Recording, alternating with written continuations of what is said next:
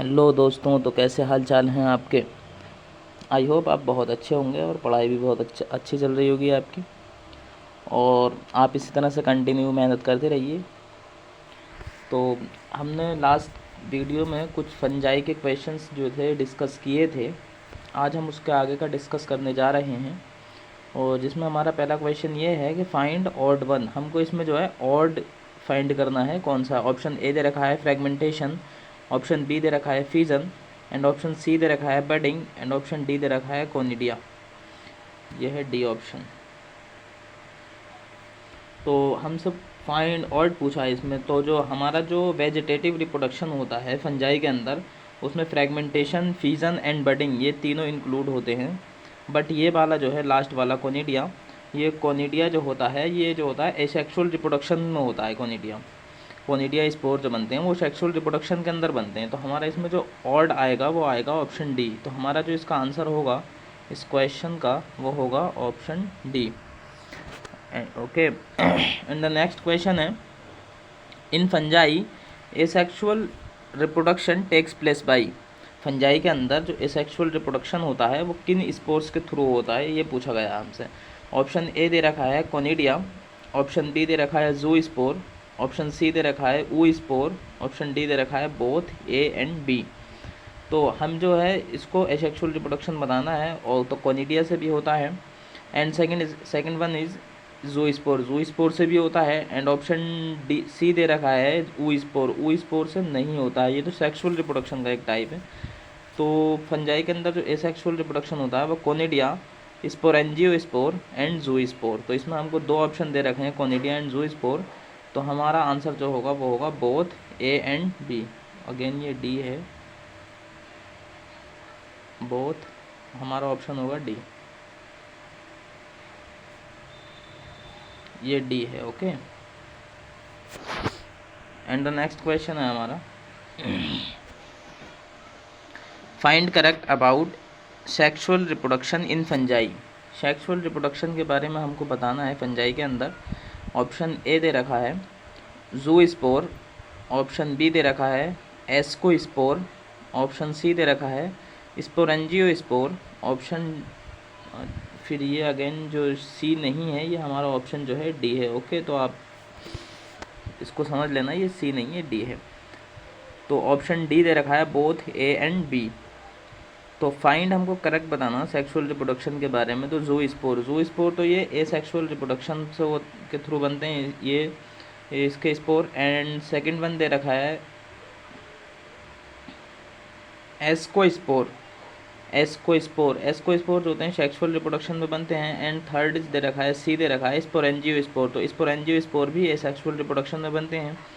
Both A and B, तो ए and B भी नहीं आएगा। तो हमारा जो इसका आंसर आएगा वो आएगा बी।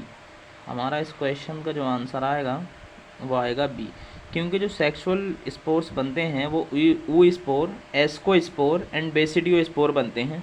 और जो ए सेक्सुअल स्पोर बनते हैं वो बनते हैं कोनिडिया, स्पोरेंजियो स्पोर एंड जू स्पोर। ओके, तो नेक्स्ट क्वेश्चन है हमारा। नेक्स्ट क्वेश्चन है, fusion of two nuclei is called. Two nuclei का फ्यूज़न हम क्या कहेंगे। ऑप्शन ए दे रखा है प्लाज्मोगेमी, ऑप्शन बी दे रखा है कैरियोगेमी, ऑप्शन सी दे रखा है both A and B, and option D दे रखा है नन। इनमें से कि तो प्लाज्मोगेमी तो साइटोप्लाज्म के फ्यूज़न को हम कहते हैं। तो न्यूक्लियाई के फ्यूज़न को हम कहते हैं karyogamy. Both A and B भी नहीं आएगा, नन भी नहीं आएगा। तो इस क्वेश्चन का जो हमारा आंसर होगा वो होगा B. And the next question है, dikaryophase is found in which class of fungi. Dikaryophase जो होती है किस क्लास में पाई जाती है फंजाई की, ये क्वेश्चन हमसे पूछा है। ऑप्शन ए दे रखा है फाइकोमाइसिटीज़, ऑप्शन बी दे रखा है एस्कोमाइसिटीज़, ऑप्शन सी दे रखा है बेसिडियोमाइसिटीज़, एंड ऑप्शन डी दे रखा है बोथ बी एंड सी। फाइकोमाइसिटीज़ के अंदर डाइकेरियोफेज नहीं पाई जाती है, एस्कोमाइसिटीज़ के अंदर डाइकेरियोफेज पाई जाती है, एंड बेसिडियोमाइसिटीज़ के अंदर वो पाई जाती है dikaryophase. And option D both B and C. तो हमारा जो इस क्वेश्चन का आंसर होगा, इस क्वेश्चन का जो हमारा आंसर होगा वो होगा D. Okay, and the next question है हमारा, नेक्स्ट क्वेश्चन है which condition called dikaryon, dikaryon की कंडीशन कौन सी कहलाती है। ऑप्शन ए दे रखा है fusion of cytoplasm but not nucleus. Option B दे रखा है N+N 2 न्यूक्लियाई पर सेल। ऑप्शन सी दे रखा है fusion of nucleus and option D दे रखा है बोथ A एंड B। तो डाइकैरियोन जो कंडीशन होती है वो उसमें ये होता है कि जब दो सेल्स आपस में फ्यूज़ करते हैं तो उनके साइटोप्लाज्म तो फ्यूज़ कर जाते हैं बट उनके न्यूक्लियस जो होते हैं फ्यूज़ नहीं करते हैं। तो डाइकैरियोन कंडीशन, इस कंडीशन को भी हम डाइकैरियोन कहेंगे। एंड उसी कंडीशन में जब न्यूक्लियस उसके फ्यूज़ नहीं करेंगे तो वो दो न्यूक्लियस अलग अलग रहेंगे, तो एक सेल के अंदर दो न्यूक्लियस आ जाएंगे। तो इसी तरह से ये ऑप्शन भी हमारा सही होगा, N+N 2 न्यूक्लियाई पर सेल, ये भी बिल्कुल सही होगा। एंड द सी दे रखा है फ्यूज़न ऑफ न्यूक्लियस, तो फ्यूज़न ऑफ न्यूक्लियस नहीं होता है। एंड ऑप्शन डी दे रखा है बोथ A एंड B, हमारा ऑप्शन जो होगा वो करेक्ट होगा डी, क्योंकि हमारे दोनों A एंड B ऑप्शन बिल्कुल सही हैं। तो इस क्वेश्चन का जो हमारा आंसर होगा, इस क्वेश्चन का हमारा आंसर होगा D. Okay, and the next question है हमारा, क्वेश्चन है kingdom fungi is divided into various classes on the basis of.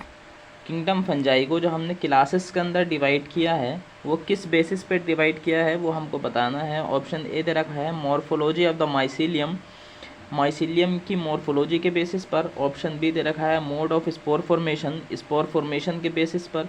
And option C दे रखा है फ्रूटिंग बॉडीज़ के बेसिस पर। एंड ऑप्शन डी दे रखा है ऑल।